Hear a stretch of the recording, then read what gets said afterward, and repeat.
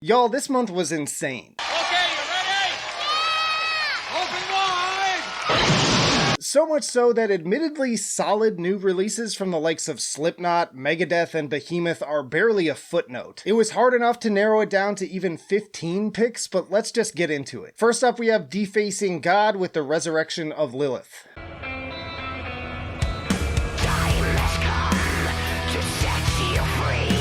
Crossbreed Angela Gassau era archenemy and modern era Rotting Christ, and you've got yourself a decent facsimile of Defacing God. It's a fusion I never would have thought of, but works so well in terms of both killer guitar hooks and epic atmosphere. The folk-tinged riffs from the Invocation Part 1 would have been right at home on Yaulo or Rituals, while just a track later the thrashy energy of the Resurrection is straight up Wages of Sin. And then add some symphonic elements on top of that for Rise of the Trinity.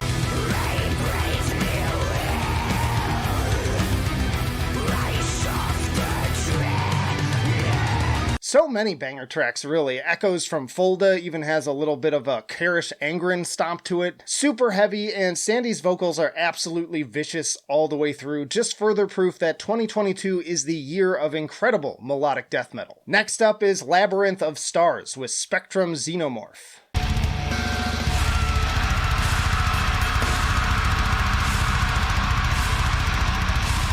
If Godflesh ramped up the brutality of Street Cleaner into death metal territory, they'd probably sound something like Labyrinth of Stars. Just combine that cold, bleak, head-bobbing atmosphere with a dose of Meshuggah's jazzy solos and a touch of Septic Flesh. Comparisons aside though, this is simply a punisher of an album that will bring you to your knees.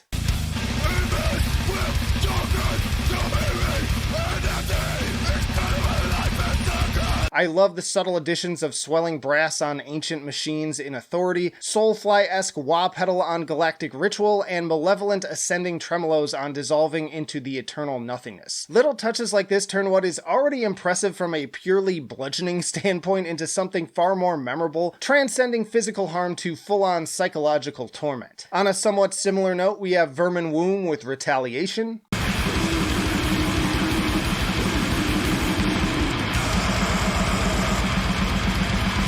Once more, for those unfamiliar, Vermin Womb is the Blackened death metal-infused grindcore project of Primitive Man's Ethan Lee McCarthy, and his bellowing, feral snarls continue to prove him to be one of the most harrowing voices in metal today. Combined with the suffocating blackened atmosphere and seemingly endless deluge of blast beats, Retaliation is unbridled pain and misery incarnate.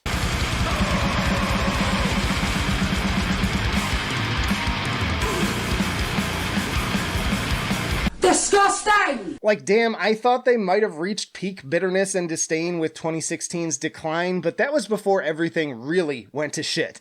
Songs may largely fall under 2 minutes, some even less, but make no mistake that every one of those seconds is a singularity of pure venom. Then we have Valborg with Der Alta.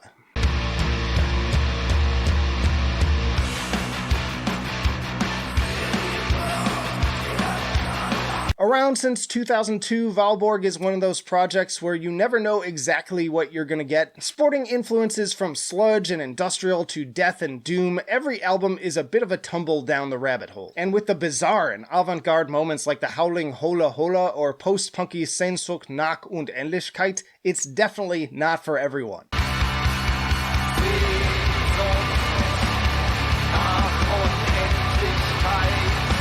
But once more, variety is the name of the game here. For every one of those, there's the undeniable street cleaner groove of Kommando aus der Zukunft, or infectious helmet-like riffs and rhythms of Urecho. Basically, expect the unexpected. I'm the type of person who gets tired of hearing the same stuff over and over again, so any chance I get to shine a light on something unique, I take it. Think of it as this month's Psy or Imperial Triumphant. Then we have Imperium with Ex Mortis Gloria.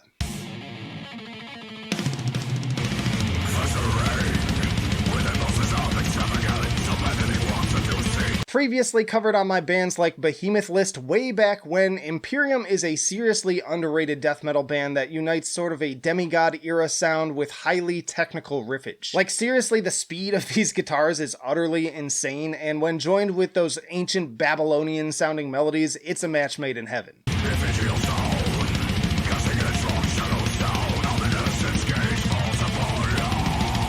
Now, I say Babylonian, but actually thematically this album is about the greed of the once unstoppable Roman Empire. So in some ways you could also consider them to ancient Italy what Nile is to Egypt. But any way you slice it, expect an absolute torrent of riffage alongside powerful atmosphere that'll take you to another time and place. Then we have one I know a bunch of people in the audience have been raving about, and that is Miscreants with Convergence.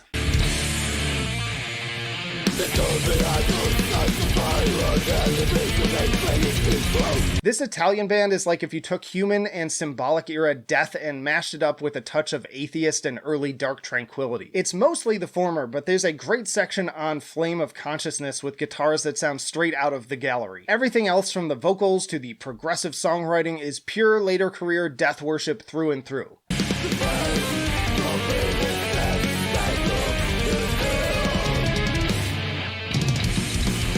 And while there are more than a few bands out there going for this sound, I think that Miscreants may be doing it the most successfully. They've really captured the power, complexity, and even that early 90s atmosphere like lightning in a bottle, while through the course of the album also proving their worth as a band on their own. Next up is the return of Warforged with The Grove, Sundial.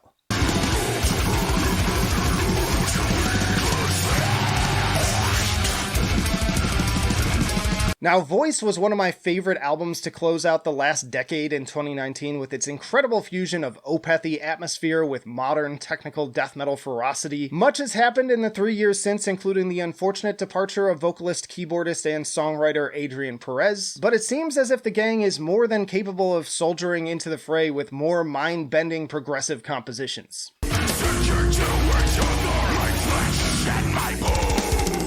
I'll admit that the single Bliss Joined to the Bane initially threw me for a loop with its electronic beat and slow deathcore sensibilities, but within the larger context of the usual twists and turns, it only further illustrates their flexibility as musicians. I mean, just moments before the conclusion of Self-Destruct Seminar left me wondering if my headphones were desyncing as it literally breaks the mix, while the vocal harmonies and shoegazy synths on Sheridan Road are almost radio-worthy before building into the Fallujah-esque guitars and death growls. It's quite the journey. And speaking of Fallujah, they are also back with Empyrean.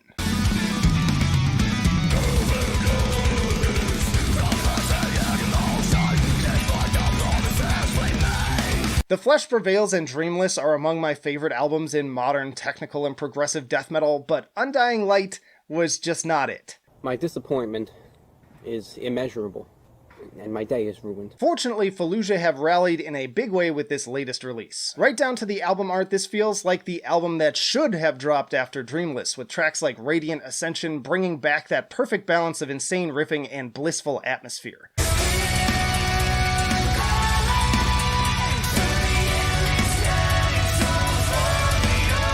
No shade to Antonio, but Kyle just feels like a much more suitable replacement for Alex with his great mix of high screams and death bellows. Not to mention the return of Tori Letzler's dreamlike cleans to drift on like a soft cloud. Once more, I'm amazed at just how much this manages to be the musician's wet dream of an album while still offering so much more than just pure wankery. Major redemption arc. And that brings us to probably the biggest release on this list with Blind Guardian and The God Machine.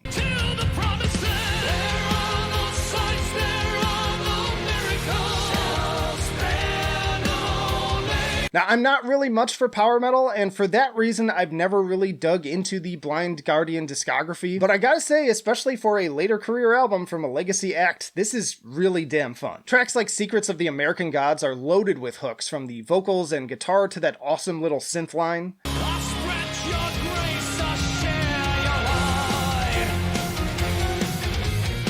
Likewise, Deliver Us from Evil makes for a killer opener, Blood of the Elves is a high-octane banger, and Violent Shadows really brings that old-school heavy metal energy. And as if that wasn't enough, you've also got more atmospheric, dramatic material like Life Beyond the Spheres and Let It Be No More. Honestly, it's enough to make me want to do a full discography deep dive, but unfortunately, everyone and their mother was releasing an album this month. Let's flip the script again with 156 Silence and Narrative.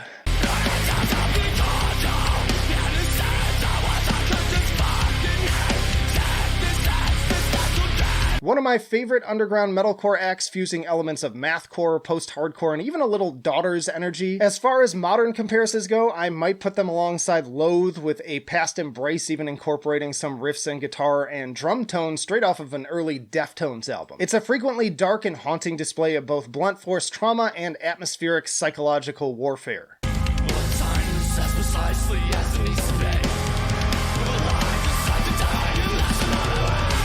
And with each album, they only get better and better at offering memorable set pieces too, like the rumbling drum and bass intro of The Rodent's Race or the pulsating head bob of If Pleasure's Gone. And all the while, there is something so inherently tragic in Jack Murray's vocals, whether he's screaming his head off or sprinkling in some of those eerie, mumbly spoken word parts. On the other hand, we have Electric Callboy with techno.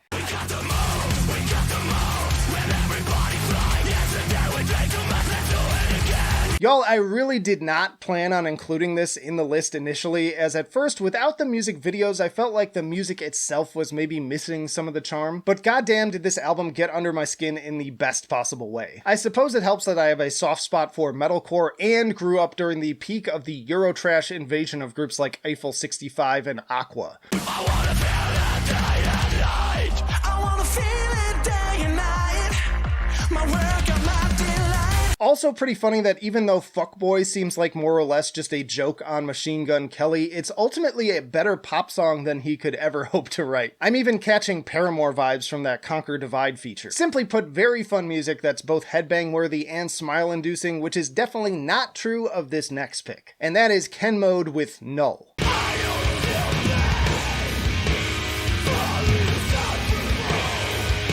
Ken Mode sounds like an unholy union of Strap-It-On Helmet, Bleach-era Nirvana, and Swans. I absolutely loved their 2018 album, Loved? What a wonderful cover, by the way. But I think Null may be even better. It's darker, noisier, and somehow even more demented, with crunchy tracks like A Love Letter guiding us headlong into oblivion with both biting lyrics and the chaotic wailing of saxophone.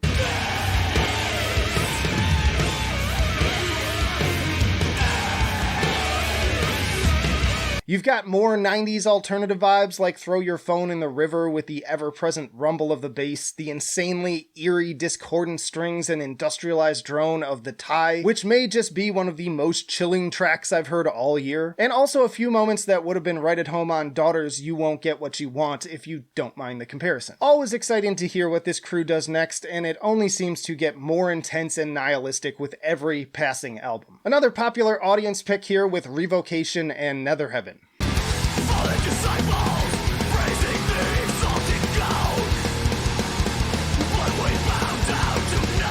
2018's The Outer Ones was arguably this Boston progressive death metal band's best work to date, and now 4 years later they return with the much anticipated follow-up. If the Lovecraft-inspired The Outer Ones was amongst their most progressive works to date, Nether Heaven finds them digging deep into the darkest depths of hell for their death metal roots, even featuring a posthumous performance from the Black Dahlia Murders' Trevor Sternad and Corpse Grinder himself on the brutal closer Re-Crucified.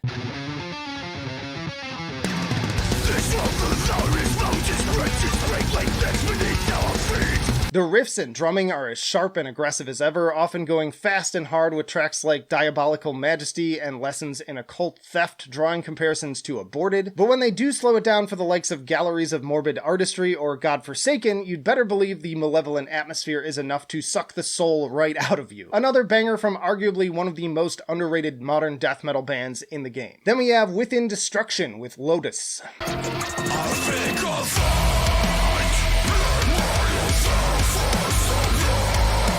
Now, if you thought that Yokai was a divisive album, Within Destruction seemed poised for a full-on civil war with Lotus. Far from the pure brutality, deathcore sounds of earlier albums like Void and Deathwish, this new material continues to lean even further into metalcore, nu metal, and trap metal elements for what the band now unapologetically describes as ana-metal. Put down the hammers, it's the age of the edgy waifu. Belle Delphine, eat your heart out. You never let me see the scars. How can I save you? As much as I love to headbang to the likes of Torture Ritual and Plagues of Immortality, those albums aren't going anywhere, and it's fun to hear what each new evolution brings. Really, it's not that far off from what Born of Osiris are doing, and from the Korn-sounding guitar leads on Nightmare, to the technical, glitchy chaos of Dehumanized, to the blissful melodies of instrumental closer Ultima, it's just a damn good time. Check out my video with guitarist Howard Fang for more insight into the bands that influenced his approach. Before we get to my last pick, I do want to quickly shout out the new Darko album Oni.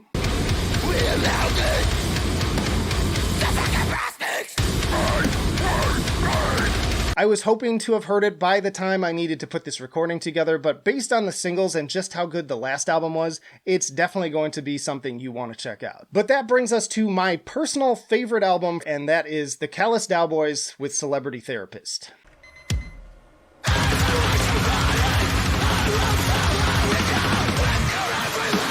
So Die on Mars was another one of my favorite albums of the last decade, and with this new release, I stand by what I said back then. The Callous Cowboys are the best and most important band in the mathcore scene today, period. Not only do they continue to bring the intensity with the insane guitar work and chaotic pace changes, even more so than last time, the songwriting constantly keeps me on my toes.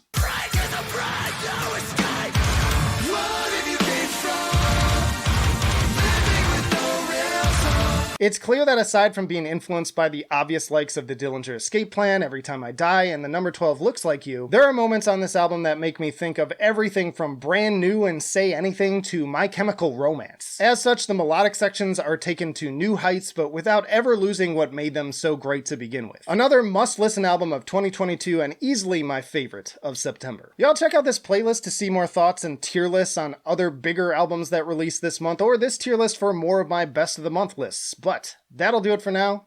Flight of Icarus signing off. I will see you in the trenches.